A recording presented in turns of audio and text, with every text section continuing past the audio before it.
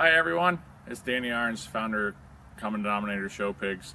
Thanks for joining us if this is your first time. Week 2 of our journey here together. So as we move forward, I'm going to start to try to prioritize some of those things that I guess become more and more frustrating for those of us who judge, and those things that you all need to know, especially some of you that are new to the show ring for showing pigs, or even some of you who've been there a while but wonder why you get the gate every time, or maybe not able to catch a pen when you're in some of those shows. So by and large, my biggest goal here is to make the judge's job easier when any of us jump in the show ring to grab the mic. So certainly other breeders, feel free to share these out to your people. If you disagree, I'm open for discussion and happy to hear other ideas. Feel free to share those as well. I think this thing only takes off and works for us if we're all willing to share some of that knowledge that we've gained through lifetimes of being involved in the show pig industry. And we all have to remember that there's some of those kids who, mom and dad maybe weren't in this themselves, and kid came home from school and said, hey, I really want to show a pig, and mom and dad and those around the child to support them have to go, well, where do we go now? And I hope this is one of those places that you can continue to come back to for extra resources. Today we're going to focus on my biggest pet peeve when I'm in the show ring, that rear view. When I'm judging a hog show, there's nothing more frustrating than I come in to look behind that pig, look at it to see how it structurally goes away from me, and then that kid makes that sharp turn real quick. And so we're gonna walk you through the correct process of that.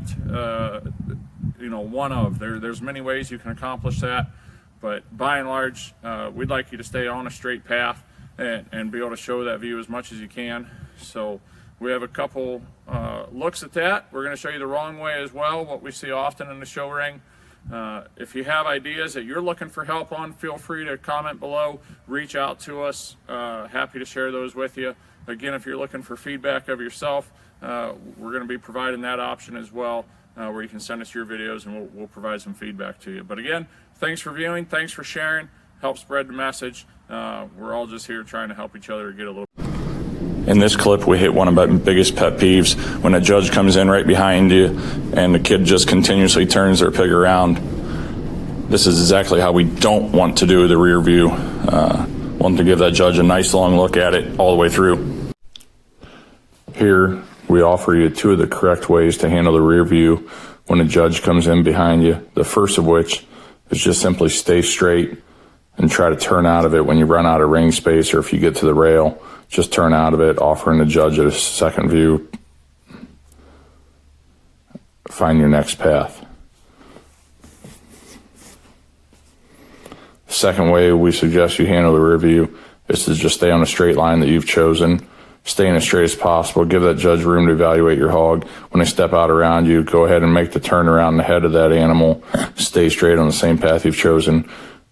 Get back into that judge's field of view as quickly as possible. Again, offering a second view. That time we turn right into the head view, going right to the rear view again, offering. Well, again, I hope those 2 options we gave you help you in terms of bag of tricks that you have when it comes to showing your hog. And many of you that are more advanced, obviously you already know that, but we wanted to start from the basics. Those are some of the things that I think all of us who judge shows can agree.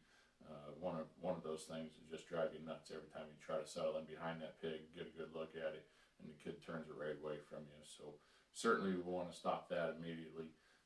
We'll give you the other view of that from the judge's perspective when we talk about eye contact in the coming weeks, and how we can handle some of those different views in terms of where you need to be looking at the judge while you're giving them. But certainly appreciate your time. Thanks for watching. Keep spreading the good word. And if you have any questions, as always, feel free to reach out. Thanks so much.